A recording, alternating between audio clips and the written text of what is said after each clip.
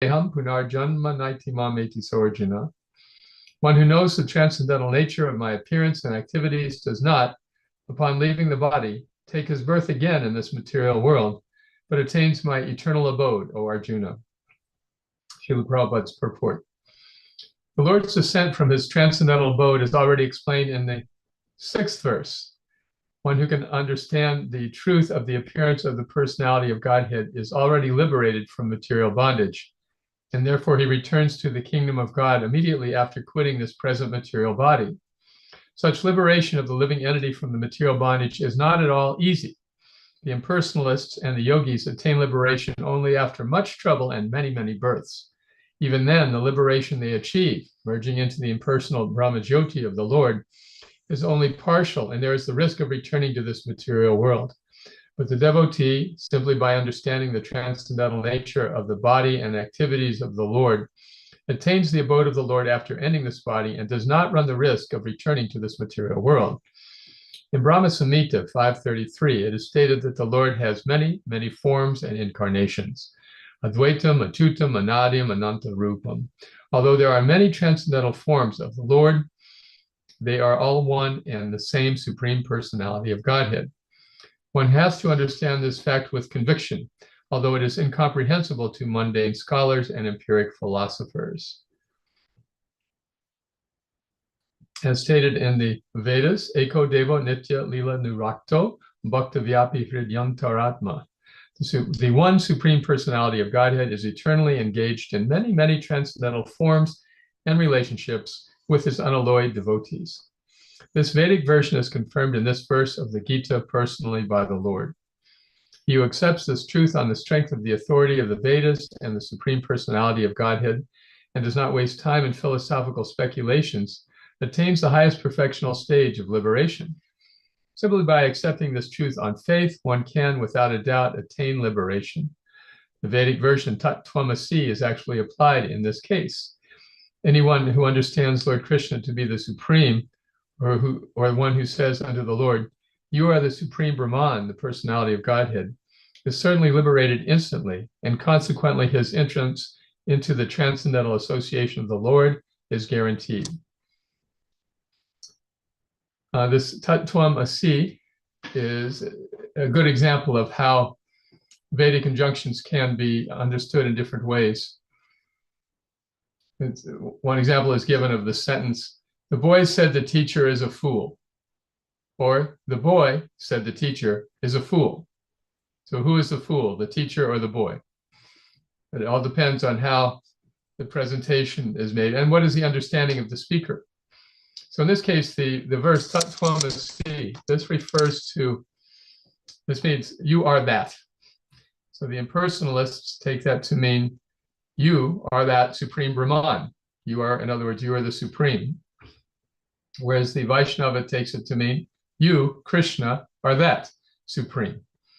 So in this way, we understand how the same concept can be twisted by replacing the emphasis or the meaning. A faithful devotee of the Lord attains perfection, and this is confirmed by the following Vedic assertion: Tameva vididvati mrityumeti nanya panta vidyate yanaya. One can attain the perfect stage of liberation from birth and death simply by knowing the Lord, the Supreme Personality of Godhead, and there is no other way to achieve this perfection. But there is no alternative means that anyone who does not understand Lord Krishna as the Supreme Personality of Godhead is surely in the mode of ignorance, and he will not attain salvation simply, so to speak, by licking the outer surface of the bottle of honey, or by interpreting Bhagavad Gita according to mundane scholarship. Such empiric philosophers may assume very important roles in the material world, but they are not necessarily eligible for liberation. Such puffed up mundane scholars have to wait for the causeless mercy of the devotee of the Lord. One should therefore cultivate Krishna consciousness with faith and knowledge, and in this way, attain perfection. Srila Prabhupada ki jai. It's this idea of Krishna's transcendental pastimes is mentioned also in the 10th chapter of the Gita, where Krishna says in one of the 4 seed verses of the Gita, Bodayantas parasparam, that the devotees derive great bliss and satisfaction conversing about my pastimes and enlightening one another with their realizations. So this is the great benefit of associating with devotees, that we have this pleasure of relishing Krishna's pastimes in the association of others who are so gifted with that ability. It is an acquired taste. It is something that comes by practice. And yet, as we hear more and more about Krishna, we become more and more amazed by what he does. Hollywood could not compete. Hollywood could not imagine the things that Krishna does. Even himself, Krishna is amazed sometimes at the manifestations of his external energies. So in that regard, tonight, I want to read some excerpt from my book called The God Who Dances. This is a retelling of Krishna's pastimes, a translation of the 10th canto, which is meant to recreate for the English speaker what Shukadev Goswami was speaking, or what Maharaj Parikshit was hearing thousands of years ago when the Bhagavatam was spoken. So is that all right? That okay for the remainder of the class? Yes, Prabhu, that'll be great. Okay, well, so we have all 90 chapters available. Anyone have any favorite pastime they'd like to start with? Any volunteers? Anything from Krishna book? Anything? Any at all? Any favorites? You started off with that Krishna is bewildered by his own, that what the material energy can do. Yes. So that was Aghasur. He was astonished to what his material energy has produced, this Aghasur. Yes. To start off with that. Okay. All right. I'm going to, with your permission, I'll share my screen and you can read along. All right. Can you see? Can you see? Yeah. Yeah. All yes, right. we can. All right. Great. Thank you. So, Mother Matsya, good to hear your voice. Thank you, Prabhu. Vivo. This is chapter 12 from the 10th canto, the killing of the demon Aghasura. The boys continued watching calves for endless happy weeks while imitating monkeys and enjoying hide and seek. One morning, Krishna thought, let's have our breakfast in the woods. He blew his bugle horn, and all his playmates understood. They came with their own bugles, flutes, and lunch bags full of food and steered their calves down forest paths in joyful attitude. Although the mothers of the boys had dressed their darling sons with conch shells, jewels, pearls, and gold, enough for anyone, the boys adorned themselves still more as they began to play with flowers, peacock feathers, forest leaves, and colored clay. Sometimes the boys would steal a lunch and hide it unconcerned, but if the owner came to tears, the bag would be returned. When Krishna sometimes wandered off, without being coerced, the boys, as one, would rush to him and try to touch him first. Some cowherd boys played flutes and bugles, raising pleasant sounds, while others chased the shadows, soaring birds cast on the ground. Some boys behaved like ducks or swans that swam the lake with ease, while others clucked like cuckoo birds or buzzed like bumblebees. Some pranced like dancing peacocks. Others donned a monkey face and chased their fellow monkeys as they swung from place to place. Some boys ran into the waterfall and jumped in froggish style, while others watched their reflections in the water and just smiled.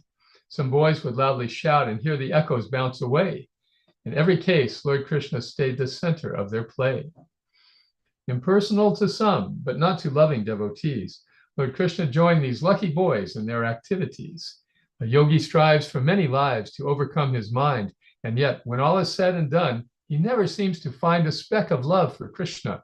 Yet these simple daily joys were shared in love, like hand in glove, by Krishna and the boys.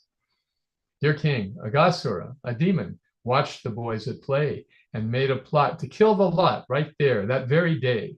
His siblings, Putana and Bakasura, had both died, so Kamsa sent their younger brother for this homicide. Aghasura thought, since my loved ones died, I must somehow avenge them both by killing Krishna and his friends right now. To kill these boys also destroys Vrindavan as a whole. The village will collapse as if a corpse without a soul. With that, Aghasura assumed a mystical disguise. His body took a python shape of monumental size. He lay across the forest path, his snake jaws opened wide, and waited for the cowherd boys to make their way inside. His lips were spread, the upper stretching high into the air. His mouth became a deep, dark cave, his tongue a thoroughfare.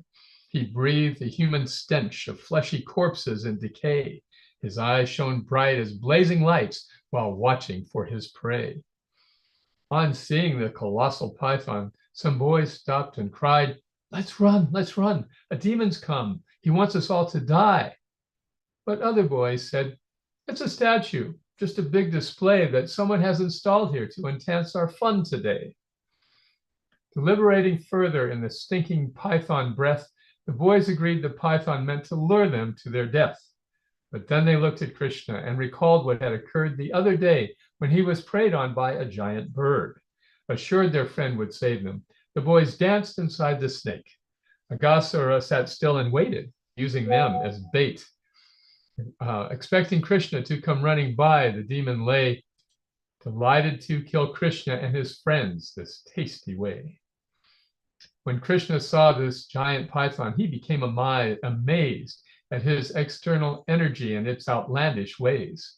Although the Lord remains supreme whenever he descends, you thought, if I just smash this.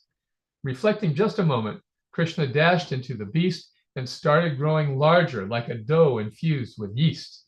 The demon felt his throat fill up, so he too swelled in size, but he could not keep up, and terror filled his python eyes.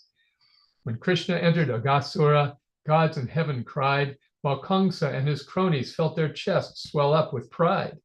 Then suddenly Aghasura choked up and couldn't breathe. His body slumped. His soul, however, had no place to leave. Its other exits blocked, its python form now limp and dead. Aghasura's eternal soul popped straight out of his head. His friends lay comatose in deadly sleep. He woke them all, and out they marched between the python's teeth. Aghasura's effulgent spirit drifted in the air, illuminating all directions, floating here and there. And then, while singing gods beat drums that made the heavens quake, his spirit merged with Krishna as he marched out of the snake. Aghasura, the spirit soul, was freed at once and gained relief from birth and death, as very few great souls attain. So kind is Krishna.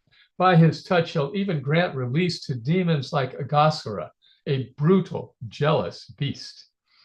If Krishna liberates such demons, evil and unkind, when schemes and whims for killing him fill up their wicked minds, what shall he do for devotees who lovingly embrace his names and pastimes? Just imagine how they shall be graced. Great commotion in the heavens, stirred up by the gods, caught Lord Brahma's attention. He stood up and thought, it's odd that everyone makes such a fuss about some cowherd boy when I create this cosmos. This is getting me annoyed. The people of Vrindavan, meanwhile, quite amazed to find the dried up cave-like body Aghasura left behind, would play and gaze and think of Krishna growing more inspired, although it was a year before they learned what had transpired. A year? Said King Parikshit, somewhat startled by the phrase and speaking for the first time in what seemed like several days. Oh, great and kindly Shukadev, how did this incident stay hidden by the children from the village residents? When Shukadev heard this inquiry, he fell into trance and, thinking of the Lord, withdrew from outer circumstance. For some time he sat speechless, wrapped on Krishna deep within. Then slowly he recovered and addressed the Lord again. So any comments about this? Any questions, reflections on Krishna killing Aghasura? So I hope, I'm sure that everyone else is relishing pastime, and I want one more comment. If anyone likes this book, I have some copies, and we can get other copies from Kalakant Prabhu. So if one does not have it, please let me know. So, so Prabhu, I understand the Putana got the status of mother, but how this Aghasur also he did not Yeah. he merged or he really got place in Vrindavan, Goloka Vrindavan. What was his status? Yeah, let's see. As I recall, the soul just entered into Krishna's body. So this is a kind of liberation. Um, I forgot the name of it at this late hour, but the one in which one enters the body of the Lord, the one that the devotees will never accept. Sayujya? Harivallavi, what is that? What is that?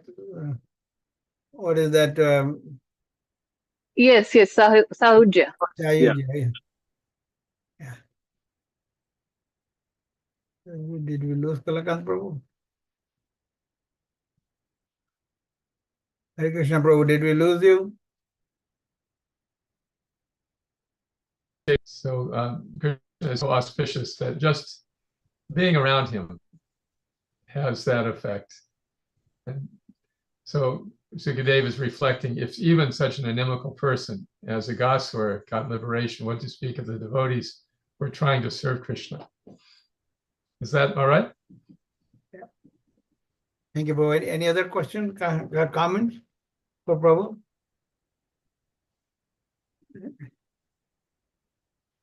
Anyone wants to hear some other pastime of Krishna?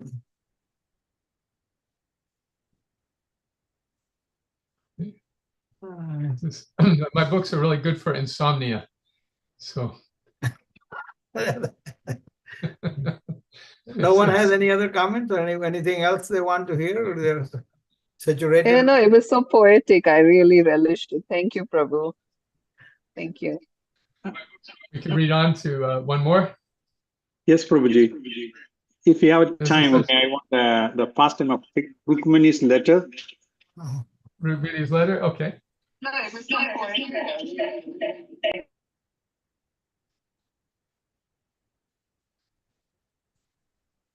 Let's see.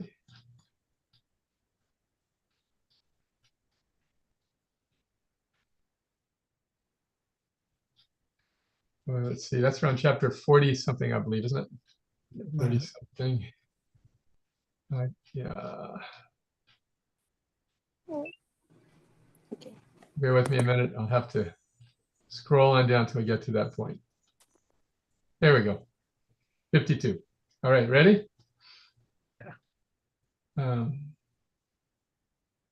Lord Krishna, meanwhile, went back home to Mathura and found the army of Kalayavana near the vacant town. He thoroughly destroyed the horde of devils by himself and traveled on to Dwarka with their abandoned wealth. As Krishna headed westward with some bullock carts and men, Jarasandha, with many new divisions, charged again. In perfect imitation of two frightened human beings, Lord Krishna and Lord Balaram turned round and fled the scene. Abandoning their riches, they ran north for many miles. The chortling Jarasandha pursued them all the while chariots and infantry, the demons stormed behind, until the lords, appearing tired, found a peak to climb. Jarasandha surrounded this great mountain from below, but could not find his quarry, despite searching high and low.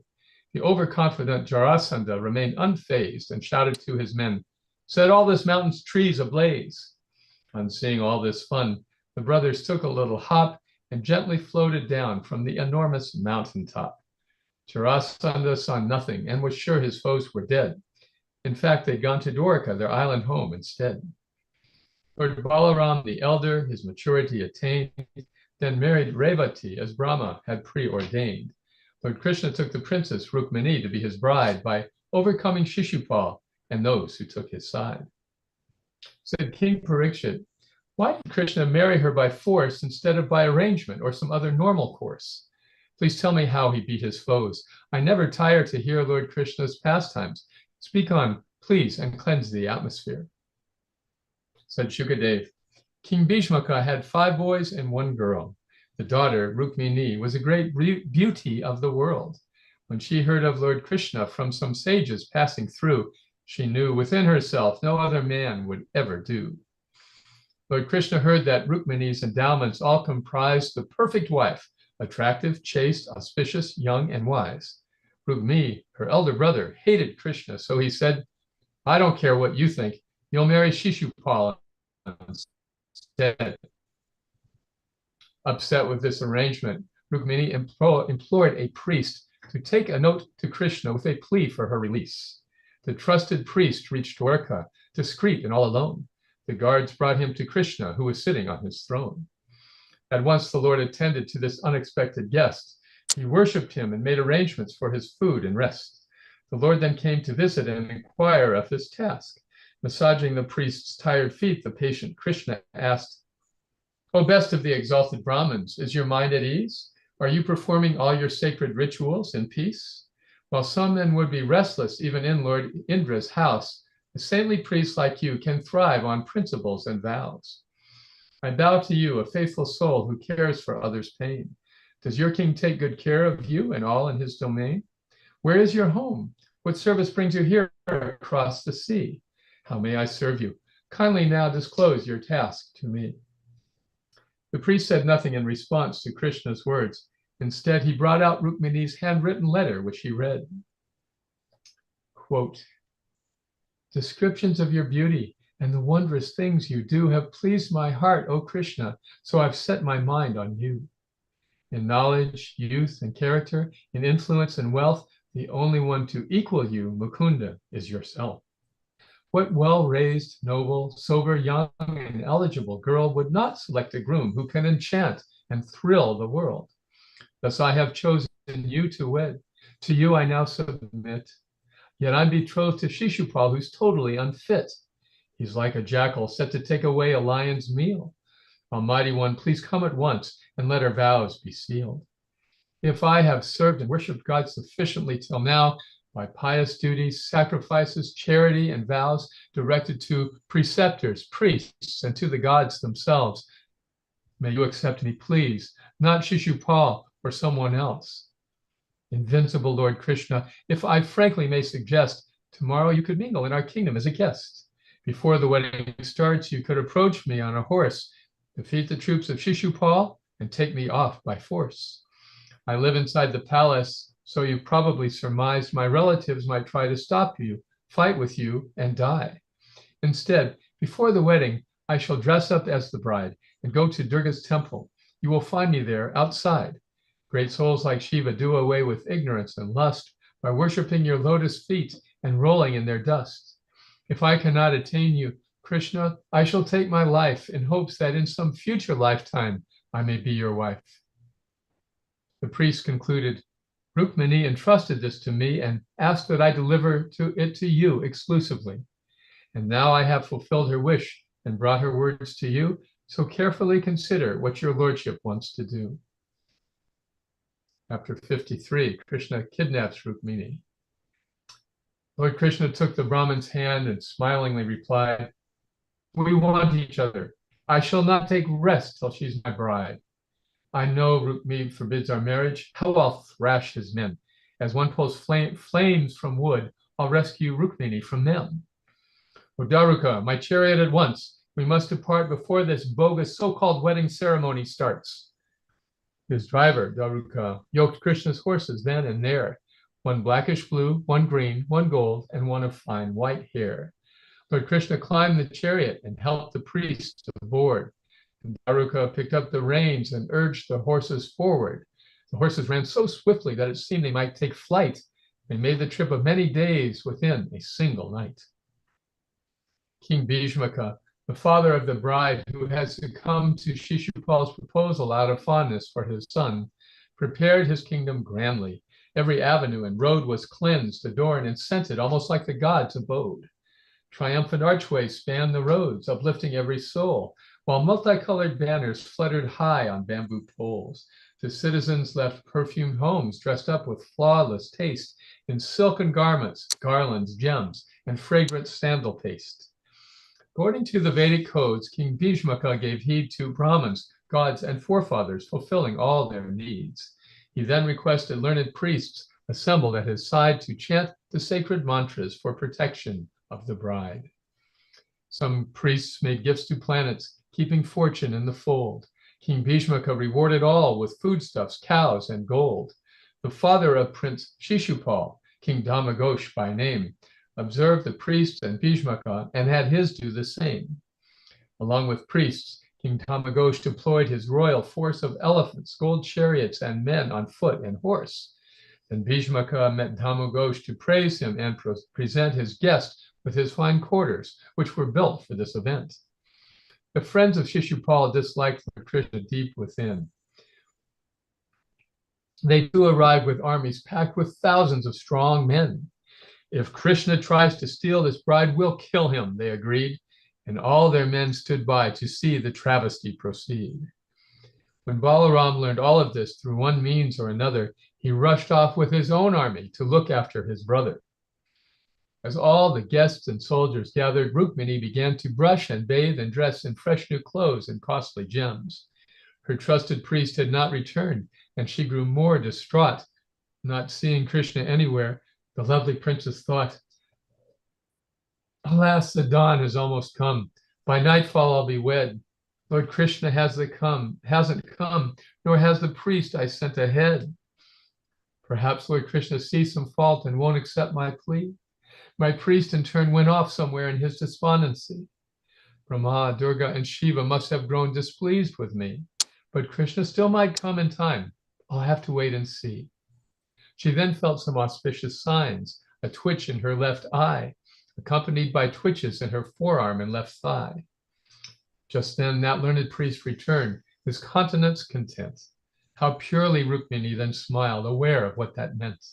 The priest confirmed that Krishna had arrived and they'd be wed. Not finding gifts to thank the priest, the princess bowed her head.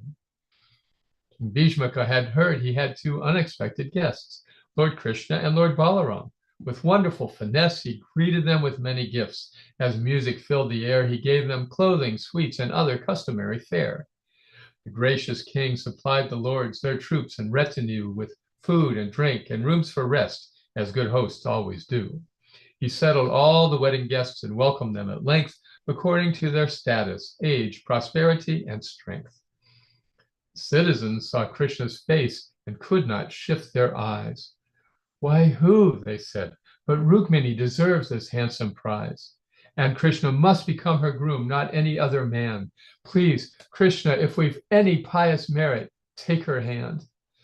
Then Rukmini, well guarded, stepped outside the palace gates and walked to Durga's temple as the ritual dictates. The guards raised swords. Her friends and loved ones walked with Rukmini, who thought, despite the horns and drums, of Krishna constantly. Behind the bride, 1,000 women bearing gifts and food sang psalms and prayers from Vedic scriptures, settling the mood.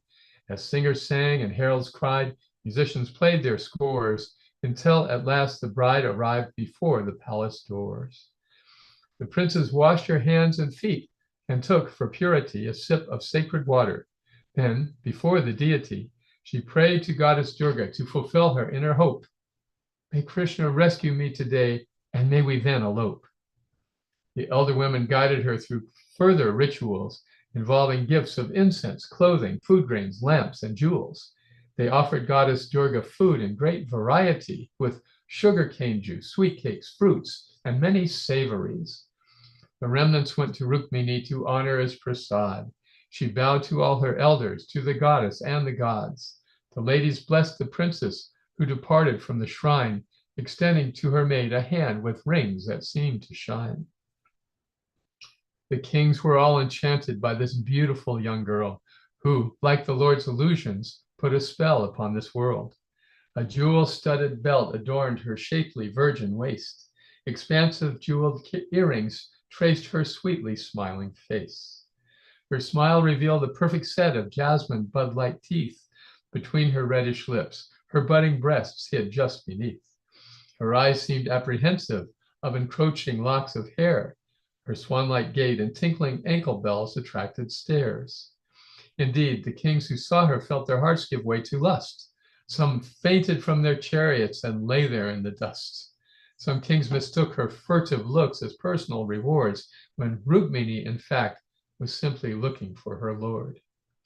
And then she saw him. Krishna saw her too and seized the bride, who eagerly climbed on his chariot and took his side. The kings attacked, but Balaram repelled them right away, while Krishna, as a lion rebuffs jackals, took his prey. Jarasandha, a leading king, screamed out a different view. Oh, damn! How could this excellent event have gone askew? These cowherds kidnapped Rukmini. It seems that rats or mice have made off with a lion's food. Now they must pay the price. Chapter 54, the marriage of Krishna and Rukmini. The royal friends of Shishupal, their fury unconfined, roared off in chase of Krishna with their armies right behind. Lord Balaram and his division, seeing them give chase, turned sharply round to stand their ground and meet them face to face. On elephants and chariots and horses they arrived. Their arrows rained on Balaram like storms on mountainsides. The slender Rukmini saw weapons streaking through the sky and shyly looked at Krishna's face with terror-stricken eyes. Lord Krishna laughed and said to her, "Dear beauty, lift your chin and watch this wicked force become demolished by your men." The Yadu heroes cut the charging chariots in half and pierced great steeds and elephants with heavy iron shafts. Soon weapons, lifeless limbs, and slaughtered beasts lay on the ground. Decapitated heads of many soldiers hit the ground. The kings could not stop Balaram and Krishna, so they said, "Let's save our men to fight some other day again instead." Although he just lost a fiancée and not a darling wife, at this point Shishupal looked drained and hopeless for his life. The kings were sad to see their friend preferring to be dead. Jarasandha, their leader, went to Shishupal and said, "My tiger-like associate, this episode has passed. The happiness and sadness of this life will never last. As puppeteers can make their puppets stumble, dance, or twirl, so God imposes ups and downs on all within this world. Why, Krishna's triumphs over me have come to 17. On only one occasion could I drive him from the scene. But I do not allow myself to cry or celebrate, for I can see that everything depends on time and fate. Today we've been defeated by the smaller Yadu force, and yet you see I don't agree to wallow in remorse. As circumstance has brought to them this unexpected win, tomorrow it shall favor us to conquer them again." There's a little digression here. It's so interesting how the demons know the philosophy, Sanatana Dharma, very well. Jarasandha and Ravana, two examples. Hiranyakashipu, pacifying his mother when Hiranyaksha was killed. They know the philosophy, but they think they can defeat Krishna. They know the law, but they say, maybe I can break it. In fact, I'm sure I can break it. So in this way, they are participating in Krishna's pastimes.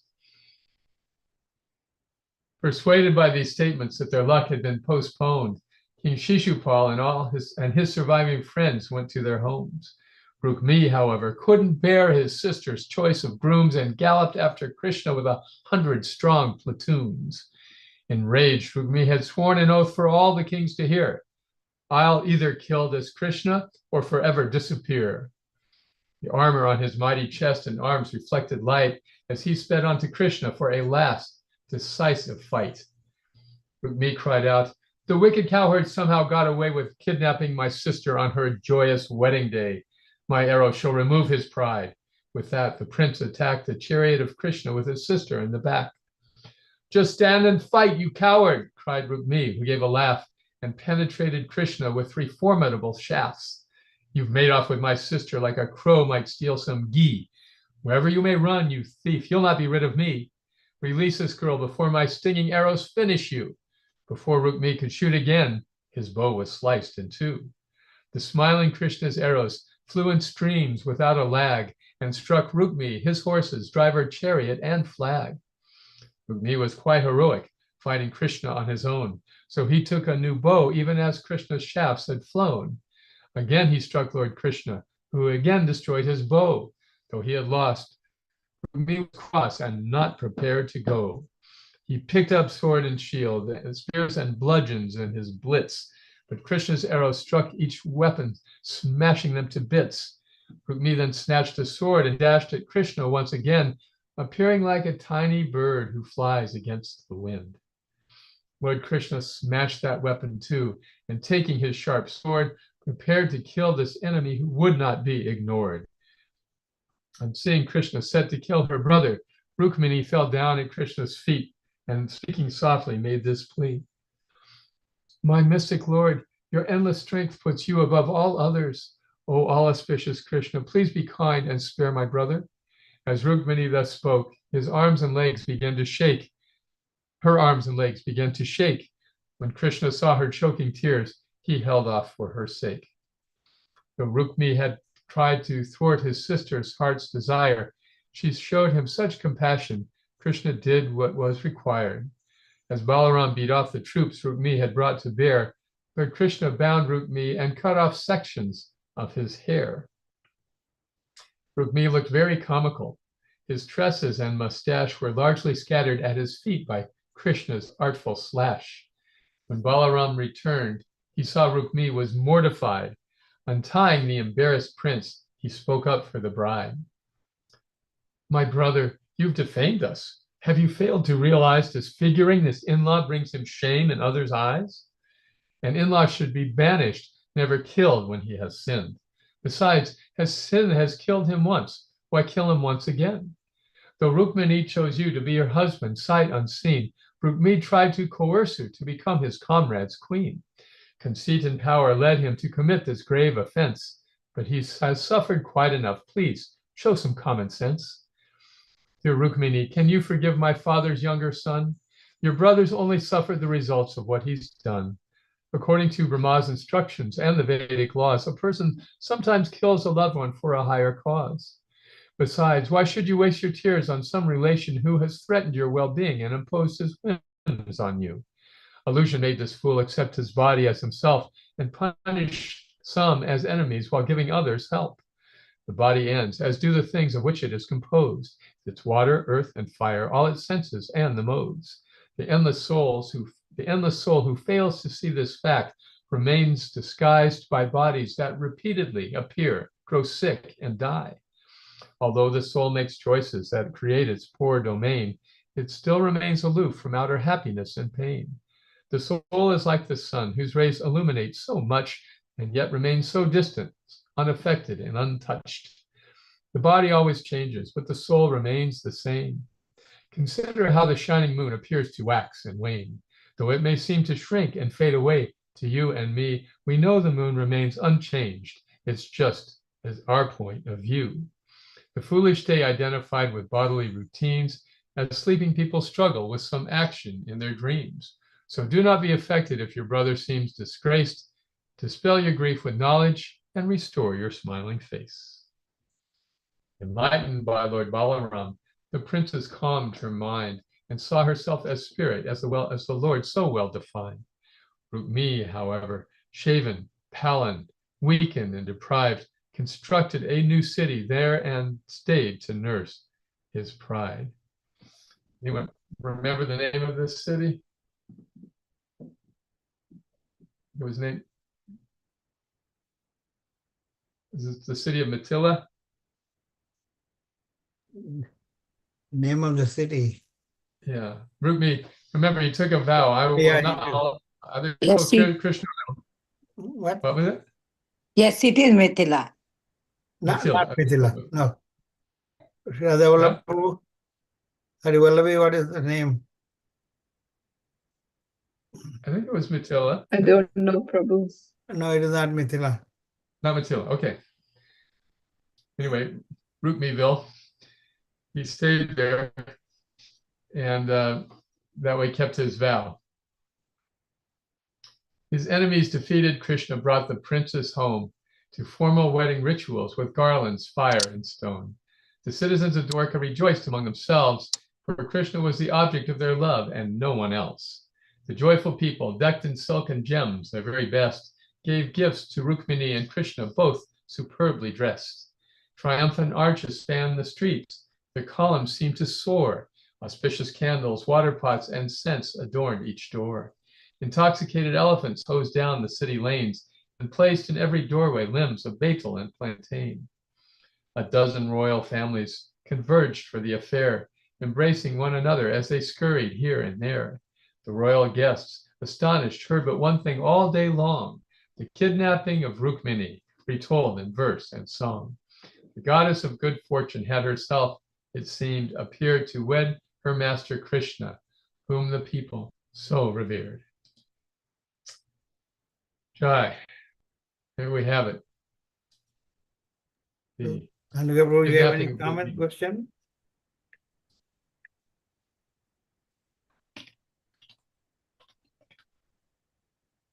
This is a very nice pastime, Prabhuji. And then there is a one word really striking me. If I can't attain you, Krishna, I shall check my life and hope that in some future life I may be your wife. Yes, That is an awesome statement. yes. And It comes to that, doesn't it? That we have to want Krishna so much that there's nothing else that will satisfy us.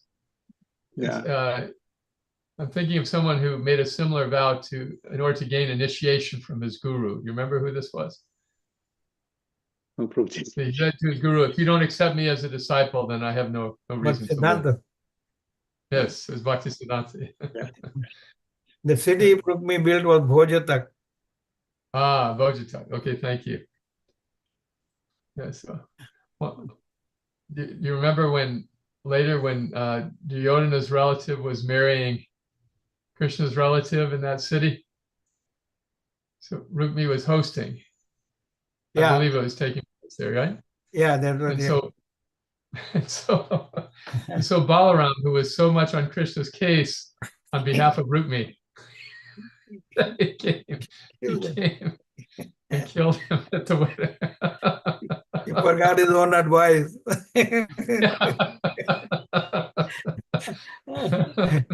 First, he is telling that, okay, you are cheating me, right? Okay, he doesn't like it. Yeah. He doesn't hear. Yes, he warned him.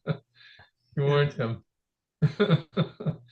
Balaram is like that. He's a master of reconciliation. So first he tries to pacify the situation, but if he doesn't succeed in pacifying it by one way, then he'll pacify it another way. So remember, he did this with the Any other Kurus comments or as well. question for Prabhu? Yes, Prabhu. Just both the different pastimes. In the first pastime, like Aghasura, it shows the Lord's mercy, how he wants to fulfill his devotees' words. When Astavakra, when Aghasura, he got cursed, and then of course he repented, and the sage gave him mercy, saying, okay, you will have the darshan of the Lord, just to satisfy his word, even though Aghasura did not have any qualifications actually to get the mercy of the Lord, just to fulfill his devotees' word, the Lord was so merciful, that, and the other second pastime, just the faith, and Rukmini had, and just to satisfy, she had so much faith that the Lord is going to come, and then he was praying to the Lord, and to satisfy that faith, he took all, he did not even hesitate, even for a moment, immediately, he went, and like Gajendra Moksha, he immediately come. It's like in many places, when the devotee had so much faith on the Lord that he's going to protect, he'll come. He will come without any questions and without any delay. So it's like both pastimes, very nice. Wonderful. Thank you, Prabhu. Yes. Anyone else? The time is getting late for Prabhu. So anyone else have any questions? All right. Very nice to see you all. Thank you for the invitation. The servant, are you going to lead us in nursing prayer where Prabhu can leave?